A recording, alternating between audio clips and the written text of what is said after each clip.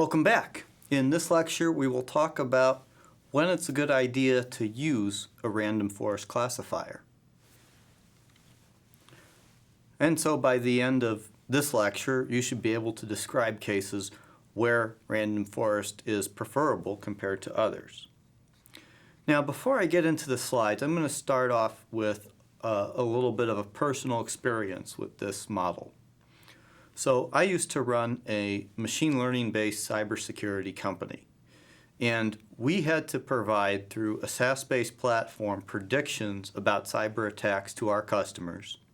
And we had a feature-based approach. We were using data gathered from various sources on the internet, including textual data, information taken from dark websites, many in different languages, and so forth.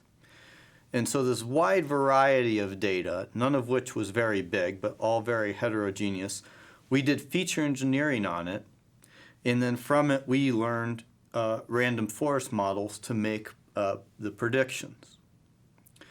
Now, why we used the random forest model extensively was because we would have to constantly readjust our models in the face of changing distributions of data, because we were constantly getting new data ingested from our internet sources, and the distribution would probably change, every few months.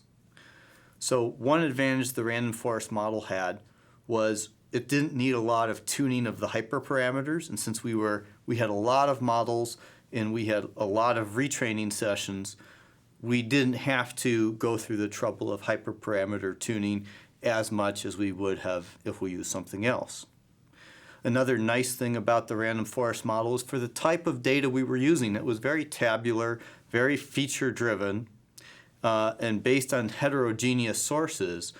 The random forest model works very well with that. And so we had a lot of success using it. We had very high accuracy as a result. But I would not say that it's the best model in all situations. If you had more homogeneous data, if your data was something like images or very uniform text, a different approach probably would perform a lot better than the random forest. And so in this lecture, we're going to discuss why that would be the case.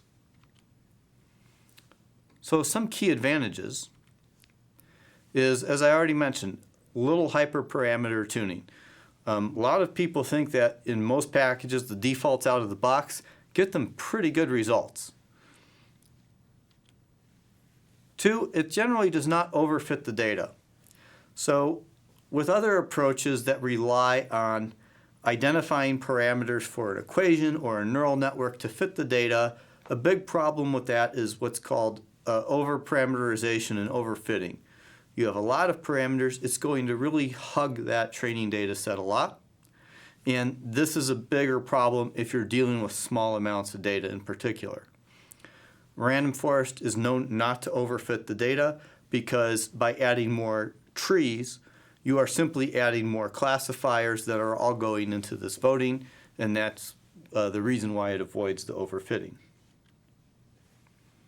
Another nice thing about it is it can be used as both a regression and a classification approach.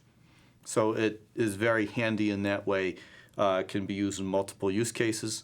You also may have some applications where you'd want to do both, where you'd want to have be both computing an expected value of something as well as looking at a target class based on the same data. Now, why would we not want to use the random forest? Well, one, it's a feature-based approach. So it necessitates that you have to have features coming from somewhere. So if you're working directly on a database where you have some nice columns that's already formatted, your features are probably there with, just a little bit of extra work, things like normalizing values, bucketing, and so forth. If you're dealing with data like what we had in my startup company, you may have to do a lot of what's called feature engineering in order to get the random forest model to work. Now, feature engineering is something that makes probably more sense if your data is very heterogeneous and you have like kind of a lot of small pockets of different looking data and it's stitched together. But if you have more homogeneous data, sometimes it's best to avoid the feature engineering approach and use something like a neural network. The next thing is, it's been shown that gradient-based approaches, and there is a gradient-based version of decision trees called XGBoost out there. What they do is they have additional parameters that are learned that give you a feeling about how much each decision tree should contribute toward the final result.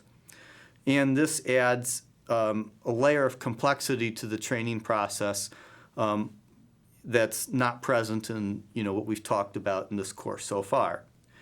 It also takes a bit of tuning, but it's been shown that if you're able to tune those hyperparameters, you can actually outperform the random forest model in such cases.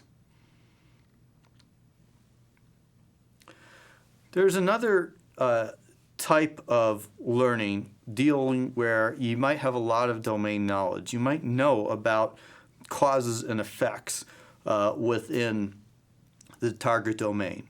So a great example of this would be things in the physical world. So modeling physical systems like airplanes or rockets and so on, where you have very well-known relationships between cause and effect. And in that case, using a model that has those built into it is probably a much better option than going with something like a random forest model that's not making any of those types of assumptions. A danger with a random forest model is some of those decision trees may end up learning relationships that are purely correlation and not causal.